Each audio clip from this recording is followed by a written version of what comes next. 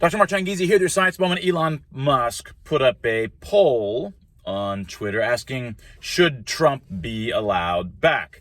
Now, the first problem with this is that, of course, he's trolling, he's having fun, but just the very idea of it should be opposed. Look, whether somebody's speech should be allowed in the public square, and Twitter is a public square, and the fact that it's large doesn't change that, something I've talked about recently.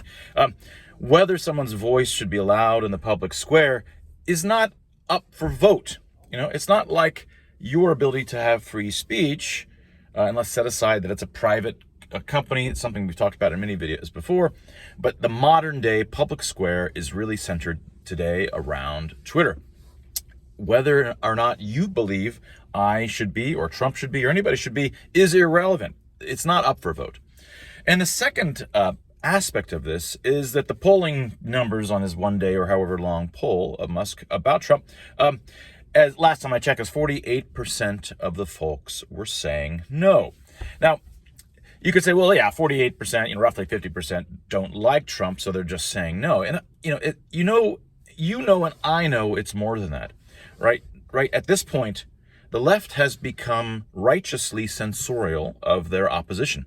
They believe that it's fascism and authoritarianism to let their opponents speak freely on social media. That is one of the most dangerously authoritarian things that you can do, is let their opponents speak freely on social media. And, Justin Trudeau, said exactly effectively that, this summer. And now there's articles, for example, in Germany showing Elon Musk as if he's a Nazi for trying to push forward free expression and letting debate and discussion freely occur. This is not, bots that are saying 48%. This is actually the cultural war of our era, is understanding and explaining the value of an open marketplace of ideas. 48% don't just not like Trump. 48% believe he shouldn't have a voice. 48% of those polled also believe you shouldn't have a voice at all if you disagree with them.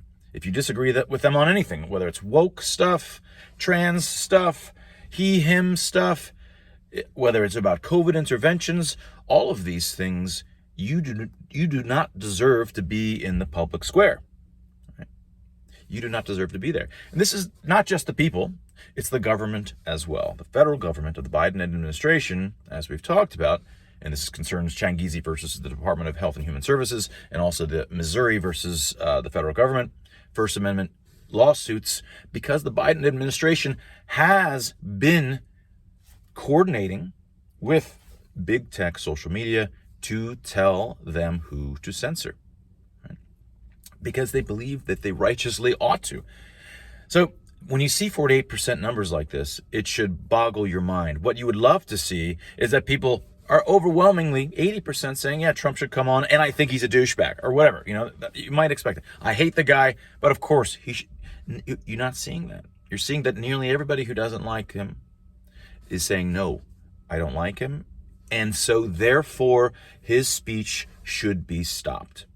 Right? That's the simplicity, the fourth gradeness of the attitudes of at least half of society, even in the United States today. So you can imagine in countries that don't have long histories of free expression, what it's like there. And that was your science moment. If you're interested in the protection of free expression, the research undergirding free expression and how it connects to freedom itself, take a look at Dr. Tim Barber and my research institute, the Free Expression Institute, freex.group. And the first big output of this research institute, is Expressly Human, Decoding the Language of Emotion. Get it at bookstores near you. That was your science moment.